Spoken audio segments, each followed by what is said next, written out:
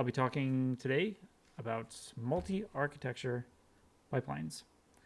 And after I talk about this a little bit, if there's anyone on the stream with questions, I will do my best to answer them. I see Max. Hey, Max. I will help you as much as I can in a few minutes. So for the recording, my name is Jim. I'm a developer advocate at Harness, and I've been working on drone contributing since 2018. What I want to show today is a topic that has come up a few times recently with drone pipelines is when you are running on different architectures. So the two big ones these days are Intel and ARM. So Intel will be usually referred to as AMD 64 and ARM.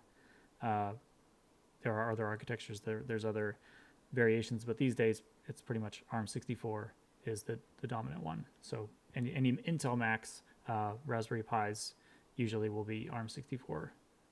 Did I just say Intel Macs? Any M1 Macs will be ARM 64 architecture. So this is what I have that I'll be showing. I have my laptop where I'm running the drone server, and on there I'll be running a ARM 64 based Docker runner because that's my architecture. And then on AWS, I brought up an EC2 instance where I can run an AMD 64 based, so an Intel based runner, Docker runner. So that's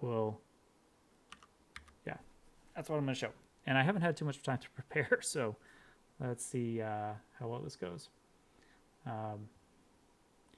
Let's jump into my drone server process. It's right here. So here's my, I'm using Docker Compose. I'm using my Quick Start repository, which we'll talk about a bit more after. So I have this repository in my GitHub, Drone Quick Start, and in here gives you all the information about how to get drone running on anything that uses Docker. With Docker Compose, you get your runner and your drone server process, and you put ngrok in front of it, and that's how I always run drone when I'm doing demos and for myself. So here in the Quick Start, it's actually not the repo I probably want to show, but here this will show how I'm running it. So I've executed, I've filled in these values, and I've brought up the runner on my laptop here. So that's the output in this terminal at the top. You can see a lot of messages from the drone server process, and here's some messages from the runner process from when I started everything at first. But you'll notice these messages that repeat. So these are my two Docker runners, each polling the drone server for pipelines. So you can see one is ARM 64 based and the other is AMD 64 based. So that's how you can tell which runners are communicating with your drone server. There might be a way to get more information about this. Like I wouldn't know what the host name was. I wouldn't be able to uniquely identify them, but from this information, other than their architecture, which luckily is unique for these two. So the ARM 64 is running on my laptop, and the AMD 64 is running in EC2. So this is my EC2 runner. Also brought it up with Docker Compose, and you can see when it comes up, you want to watch for successfully ping the remote server, and it will say it's polling the remote server, polling my Docker, polling my drone server process for AMD 64 based pipelines. So why I wanted to talk about this, because what comes up often is I see folks that will bring up their they'll follow the process to bring up the drone server and runner on their laptop or some other hardware, and their pipeline will sit there and never execute. and they will wonder why. So, and that's because usually with M1 based Macs being so popular these days, it's usually that. It's usually that on an M1 Mac, someone brings everything up and they haven't set the platform as I have in this drone YAML here. So this has ARM64 specified. If I didn't have this and I didn't have an AMD 64 based runner, which I do in EC2, the pipeline would never execute. So the drone YAML specification sets a lot of defaults, so you don't have to specify them yourself. So that's why one of the defaults is ARM64 based Linux for the OS, and that's why you don't have to specify it if all you are using is a Intel based runner. So if you're on an M1 Mac, you definitely want to specify the platform as OS, Linux, and Arch, ARM64. So there are other architectures that drone supports. Unfortunately, I can't get my hands on any of the other architectures at the moment.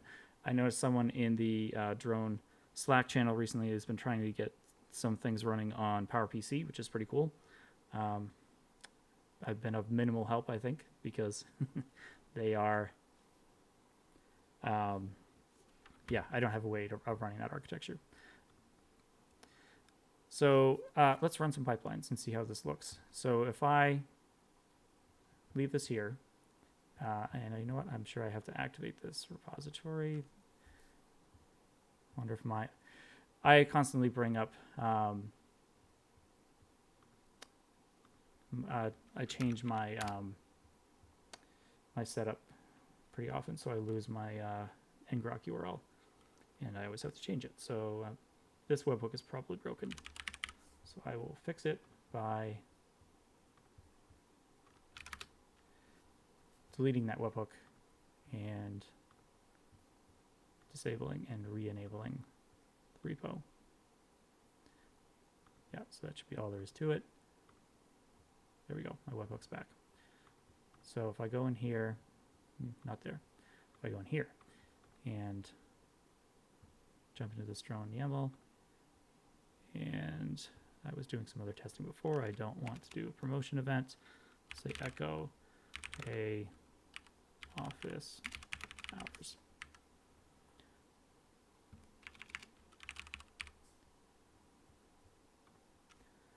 So if I commit that, immediately my drone pipeline kicks off, and this would have run on my laptop.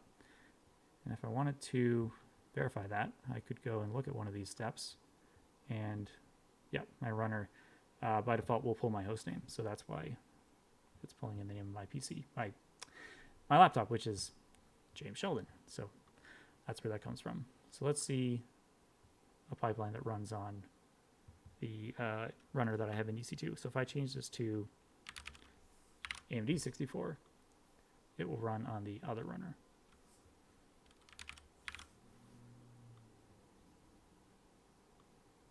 And since drone is so fast, it like immediately kicks off and fails. That's a good one. Oh, drone net fail. Okay.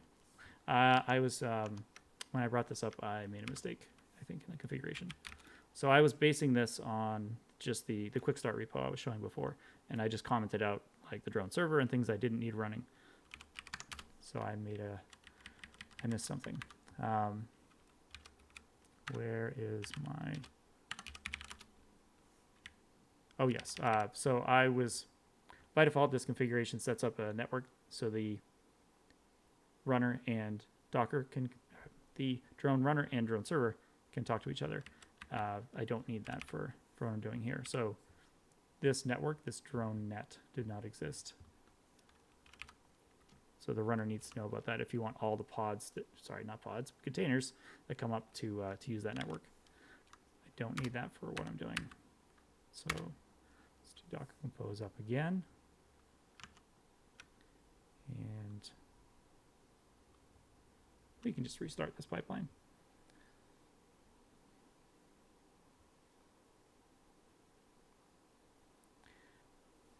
that's it.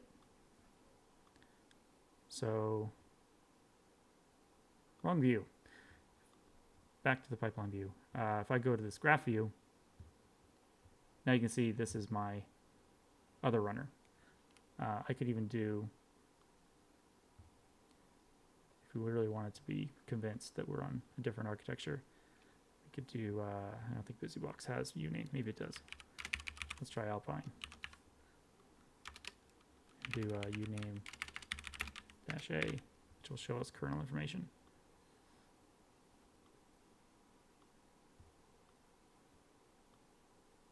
Yeah. So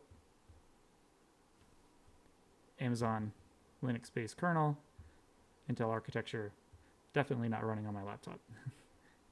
So yeah, that's all I was going to share, and hopefully that'll be helpful to anyone trying to run drone and wondering why their pipeline is just hanging out and never executing. It could be that architecture is holding you back. So make sure you're always specifying it if you have something other than Intel-based runners.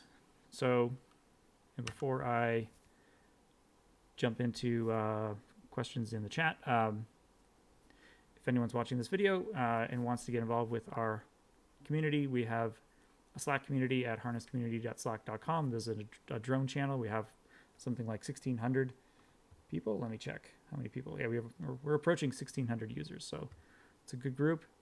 We have a forum at community.harness.io. This meetup, which you may have found from this link, you can find it at meetup.com/harness. All the drone documentation is at docs.drone.io, and I wrote a guide on how to get a drone server and running very quickly at this link at the bottom. And that's what I used to bring up drone the way I just shared it now. So Max, if you're still there, this is my first time on Twitch, so I may not be able to tell if you're still there. I think I would. Well, let me see. You've got. Oops. You are still here. Cool. So you've got a bunch of bug reports. And bug reporting process. Okay, so drone. This is a common complaint, and I'm with you. Drone didn't. How do I phrase this? The drone developers are very busy, and there's not very many of them. So, and now it's the summer, so it's even worse. So a lot of them are in Ireland, so they are harder to get in touch with. But yes, there are a lot of outstanding pull requests and issues and bugs that haven't seen attention. That's for sure, because of the the low number of drone developers and their availability. So if you have an issue that you need to bring to our attention, definitely write something in the issue or the pull request so that it kind of bumps up. It'll send emails to people who are subscribed to it, and come to our Slack room. That's really the best place. I feel like these days we've been very good about responding to threads in Slack. And yeah, one of the things you find really annoying about using drone in TeamCity handles better is that what clear what runners are running. Yeah, and you think it's hidden by it's not. Yeah, no, that's a good criticism of the drone web interface. So in drone's defense, I think that it's intentionally minimal, but something like knowing what runners are available, I think you can make a good argument that information should be part of the drone web interface. If you've never used here, maybe this will help. Well, actually, no, it won't. I was going to mention the drone CLI. So you can get some information about the API. You can get information from the drone API. And what I was remembering just now is the information you can get from the autoscaler. If you're using the official drone autoscaler, it hooks into the drone CLI, and you can get information about like what runners are available, but that's only if you're using the autoscaler. When I'm talking about the autoscaler, I believe it's autoscaler.drone.io. Of course not. I rely on Google too much. Autoscale.drone.io. So this is what I've used in the past, and if you use this, you can get some information from the drone CLI, because the drone CLI has an autoscale command built into it, so you can get information like drone server ls. By the way, I am not a fan of this naming. Drone server ls to me means the drone server process. No, that's not what this means. This means here are the drone runners, or the drone agents instances that the autoscaler is managing for you. So keep that in mind if you're using it. So if you're using, or you have the ability to use the autoscaler, this is one way to get information about instances that are running. But if you're not, then I do agree with you that it's not in a great state at the moment. Another way we've gotten information like that, not directly from drone, but by using Prometheus to get information from our runners, like node exporter, the Prometheus node exporter. If I can spell this, and again, this means you have to have Prometheus in your infrastructure, which is not a guarantee. Prometheus is pretty great, but you could be using something like, I don't know, New Relic or Datadog or something like that to get other information about your runners. But just sharing that in the past, I've used this as a way to gather information about the runners, and then show them in Grafana. Prometheus gathers the metrics from Node Exporter and can potentially show that information in Grafana. That is something I'd like to share in a upcoming office hours or demo at some point, is all the metrics that you can get from drone, and then add-ons like potentially Node Exporter that you can get other information from. So yeah, so that was, I'm gonna get to every one of your questions, Max. So you're absolutely right that knowing what runners are running and where is a limitation of drone at the moment. It's not a great. There's no great way to find that information in the UI. How many drone developers are there? There are like 2.5 full time. Did my stream? I think my video might have. Nope, it's okay. All right. Yeah, I would say there's 2.5 or so full-time drone engineers. I've been trying to help where I can. So I'm on the community team. I'm a developer advocate. I'm not an official drone developer on, working through their backlog and part of their sprints. But I am working on things like the drone helm charts, and I'm trying to gather information from the community, like these feedback like this, and see where I can help make improvements. So, and in the summer, like right now, I believe there's just one developer, because all the others are on vacation because they're in Ireland and they get lots of time off, so it's great for them. It's a massive pain to go from build to agent. I've had to write my own tool that scrapes the autoscaler API. Not having that visibility has cost thousands. The autoscaler broke itself. Yeah. We didn't have separate monitoring set up. Cool. You've got a Lambda function that does that.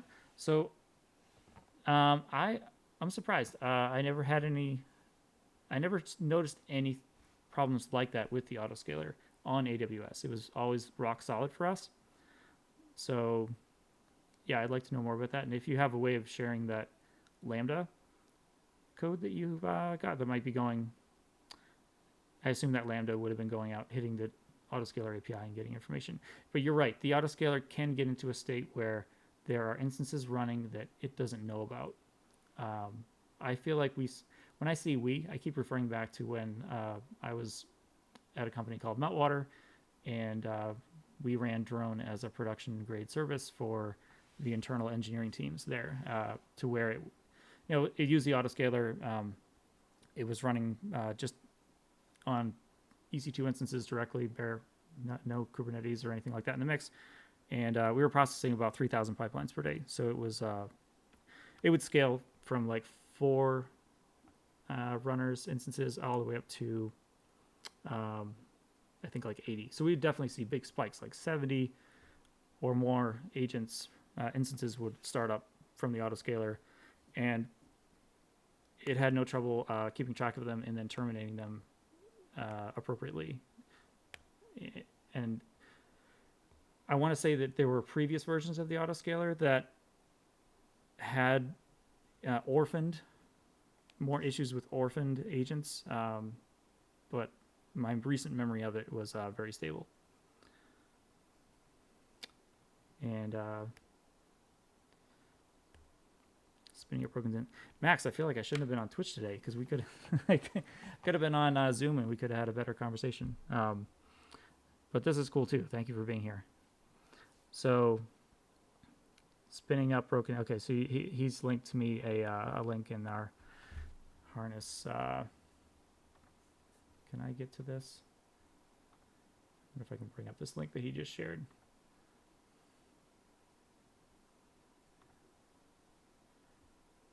This is all new to me.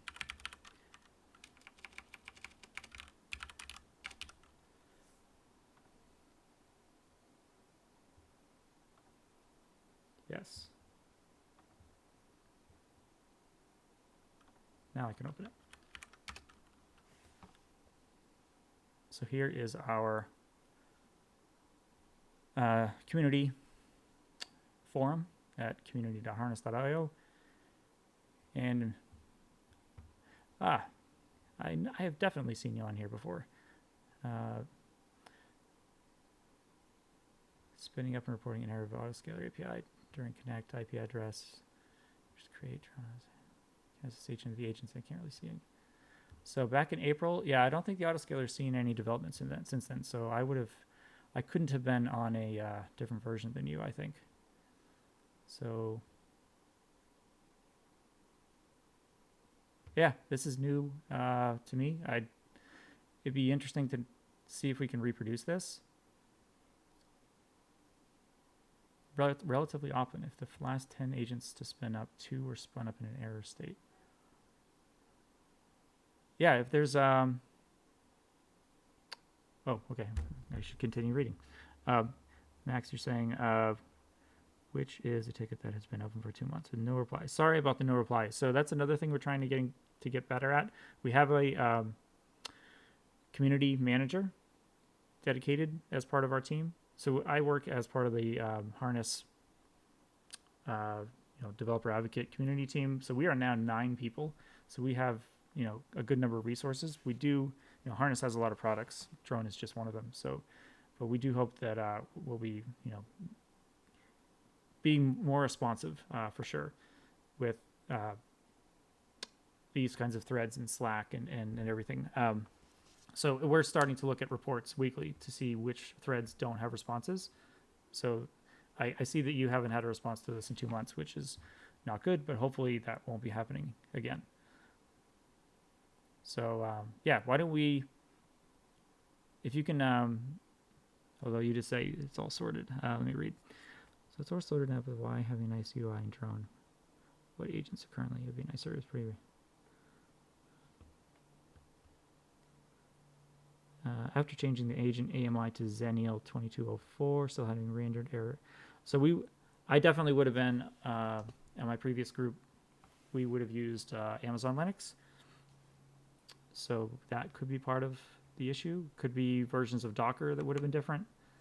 So yeah, if you can, this might be a good place for us to talk and interact outside of this office hours. And so definitely jump in here. I'll write something right now so that I'll be subscribed.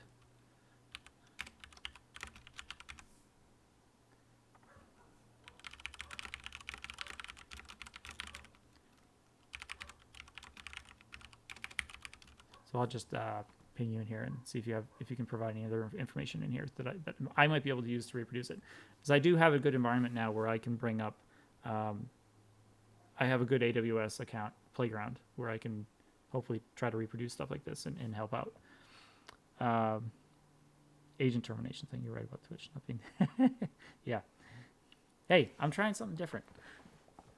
Want to try Twitch? I want to try YouTube Live. There's just so many ways that we could do this. Zoom was frustrating to me, just that. There goes my video. The recordings just were not good. So that's my main thing I want to improve. But maybe we'll get back to a more better way for us to do audio. But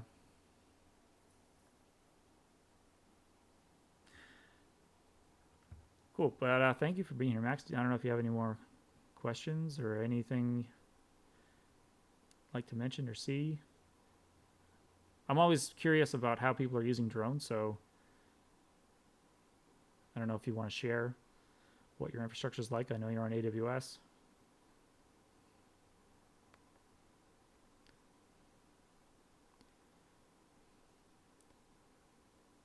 But that's fine. There's no need to, don't need to put anybody on the spot or doesn't want to, might not want to share. That's fine too. 3 a.m. in New Zealand. Oh my goodness, please.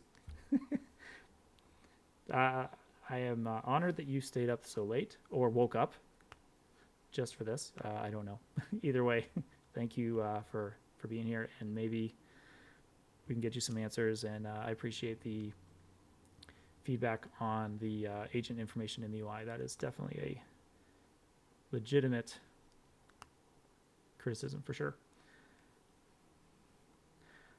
All right. We do embedded cloud stuff. Ooh, here I'll give you a plug right now. You know, for the YouTube masses that will watch this eventually, right? Give your company a plug.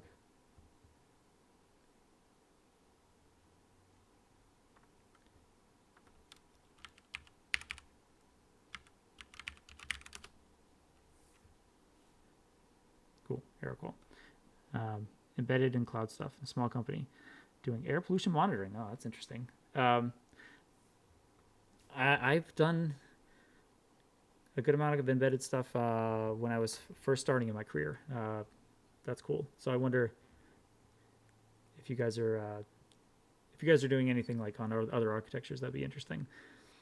Yeah, I definitely got started on my career as working in build environments for embedded Linux devices, like some PowerPC, some ARM32 based. There was no ARM64 at that point.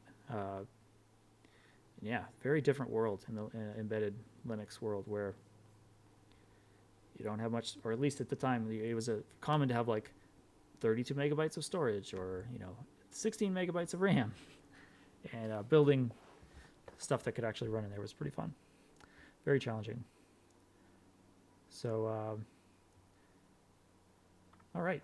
I think I'm gonna wrap this up. Thanks for being here, Max, and for all the questions. Hopefully I can get you some answers and help you out with whatever struggles you're having. And yeah, we'll do this again next week, same time.